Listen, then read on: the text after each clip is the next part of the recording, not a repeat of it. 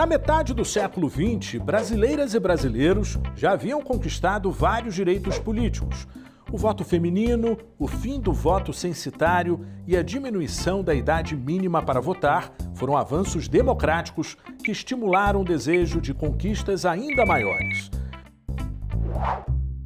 Mas não foi isso que aconteceu. O país estava prestes a entrar em um período sombrio de sua história. Iniciada em 1964, a ditadura militar duraria mais de 20 anos. Nesse período, direitos civis foram reduzidos e direitos políticos suprimidos. Todos os eventos históricos, por natureza, eles são muito complexos. Normalmente, quando a gente vê uma explicação histórica muito simplista, a gente desconfia. Então, se eu pudesse reduzir, unir todos esses fatores em uma palavra, eu diria que o principal motivador do golpe de Estado, e, sobretudo, do apoio de setores significativos da sociedade ao golpe de Estado de 64, foi o medo das pessoas do que eventualmente pudesse acontecer caso essas reformas fossem empreendidas, caso o fantasma do comunismo pudesse realmente atingir o Brasil, lembrando do contexto de Guerra Fria. Para manter as aparências, durante o regime militar, foram realizadas eleições diretas e indiretas para todos os cargos do Legislativo e do Executivo. Normalmente, quando falamos em ditadura, a gente pensa num regime que é caracterizado por uma repressão absoluta ou pela supressão da vontade popular. Mas todo regime político no mundo, não importa se democrático ou ditatorial, precisa de duas coisas: legitimidade, ou seja, apoio, respaldo para os seus atos, e legalidade, estar em conformidade com as leis. No pós-64 não foi diferente. Para ter legitimidade e para dizer que o regime que chegou ao poder no Brasil no pós-64 não se aproximava daqueles regimes socialistas autoritários que os militares queriam exatamente impedir, foi fundamental manter uma aparência de funcionamento das instituições típicas do regime democrático. Que instituições são essas? Eleições, partidos políticos e a existência de um parlamento, de um congresso. Com o Congresso Nacional controlado pelos militares, a partir de 1964, o Legislativo passou a exercer duas funções. Por um lado, deveria legitimar as decisões tomadas pelo governo. Por outro, ser um espaço onde alguns direitos políticos podiam ser exercidos, mas sempre dentro dos limites definidos pelos militares. Para sustentar esse experimento, foi fabricado um novo instrumento na política brasileira, o bipartidarismo. Assim, surge um primeiro partido, que é o Partido da Situação, que é o Partido do Governo, a ARENA, Aliança Renovadora Nacional, que, como seus membros gostavam de dizer, chegou a ser o maior partido político do Ocidente, que congregava aí todos os setores que tinham apoiado a deposição do Goulart e que davam sustentação parlamentar ao regime. Só que não dava para ficar um regime unipartidário. Unipartidário era a União Soviética, unipartidário foi a Alemanha nazista, unipartidário foi a Itália fascista, Pegava muito mal para a legitimidade desse governo. Daí, o governo correu para organizar uma segunda força, que seria um partido de oposição, mas não uma oposição com liberdade para dizer o que pensa, para questionar, para se contrapor efetivamente como um projeto, mas sim uma oposição consentida, cujas margens de atuação eram determinadas pelo governo. Essa agremiação foi o MDB, sigla para Movimento Democrático Brasileiro. Ao lado da ARENA, existiram até 1979. A efetiva realização de oposição política no Congresso era dificultada também pelas constantes alterações na legislação.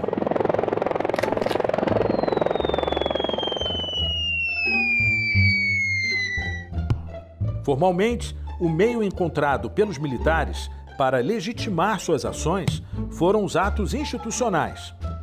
Mesmo quando eles queriam justificar atos arbitrários, eram criados dispositivos legais para justificar esses atos, como o mais evidente são os atos institucionais, que o mais conhecido é o AI-5, que realmente suprimiu as liberdades individuais e mesmo coletivas, mas esses atos institucionais eram uma forma de fazer com que o arbítrio do regime tivesse uma legitimação legal, ainda que fosse uma legalidade arbitrária e inconstitucional. O presidente da República, a qualquer momento, podia suspender direitos políticos, podia aposentar compulsoriamente, podia remover juízes do cargo. Imagina se hoje, ou se no Brasil recente, os últimos presidentes tivessem esses poderes de afastar, pura e simplesmente pela sua vontade, um juiz da condução de uma investigação.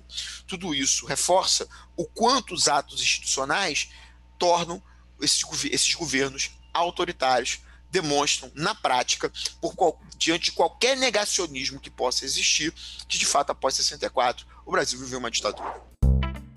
Para aumentar o controle sobre as eleições federais, a eleição do presidente da República passou a ser votada pelo Congresso Nacional, reinstaurando no país as eleições indiretas. A lógica de tornar as eleições indiretas era ter um controle maior sobre o processo, né? Ou seja, suprimir o voto popular no cargo mais importante, já que o Poder Executivo, ainda que nós tenhamos no Brasil até hoje a tripartição dos poderes, né? Executivo, Legislativo e Judiciário, querendo ou não, no regime presidencialista, o Poder Executivo acaba tendo uma visibilidade maior, né? Acaba tendo um poder maior. Então, havia, de fato, uma tentativa de controlar quem chegava, né? Quem ocupava esse cargo, tanto que todos os ditadores eles foram escolhidos dentro da caserna, né? Pelo alto comando das Forças Armadas, justamente para haver pouca interferência popular dentro do processo. A partir dos anos 70, com o desgaste do regime militar e a pressão de diferentes setores da sociedade, teve início o processo de reabertura política. Foi nesse momento que ocorreu a maior manifestação de massas do Brasil, a campanha pelas diretas já. O fim do AI-5 ele tem uma importância muito grande para essa mobilização social que acaba gerando o movimento das diretas já, que foi talvez um dos movimentos populares de maior participação pública mesmo, né? Talvez só comparável aos movimentos de 2013, né? Embora com características bastante distintas. Mas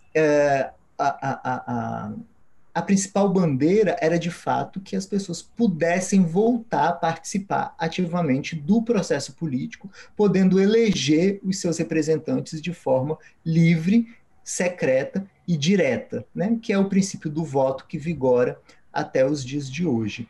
E como a emenda Dante de Oliveira, né, que determinaria as eleições diretas, ela foi derrubada pelo Congresso, isso causou uma enorme frustração na sociedade, né, que demorou ainda alguns anos para conseguir que essa bandeira do voto pudesse, de fato, ser implementada no Brasil. Como forma de compensar os danos causados pela ditadura, a promulgação da Constituição em 88 restaurou e ampliou direitos civis, sociais e políticos. Entre as alterações eleitorais trazidas pela Constituição estavam a tão aguardada permissão do voto do analfabeto, o voto facultativo, a partir dos 16 anos e a introdução dos 2 turnos eleitorais. Com a Constituição de 88, a gente, embora o Código Eleitoral ele ainda continue sendo o Código Eleitoral de 66, né, ainda um Código Eleitoral criado pela ditadura, a Constituição consegue fixar no processo eleitoral brasileiro uma série de regras que garantem o processo eleitoral democrático, ou seja, as eleições diretas, o voto secreto, a existência de partidos políticos livres, enfim, então são uma série de questões no âmbito do processo eleitoral, que é um dos pilares de qualquer regime democrático, que são assegurados pela Constituição Eleitoral, auxiliados, obviamente, pela Justiça Eleitoral, né, que foi criada lá ainda no regime Vargas. Então, eu diria que, do ponto de vista eleitoral, a Constituição ela trouxe uma série de avanços e de consolidação de direitos políticos. A partir de 1997, outras mudanças surgiram. A reeleição para os cargos de prefeito, governador e presidente foram permitidas. Com essa nova possibilidade, até hoje foram reeleitos 3 presidentes no Brasil. Após trilhar um caminho longo e tortuoso, com idas e vindas, chegamos à democracia brasileira do século XXI. Vamos em frente.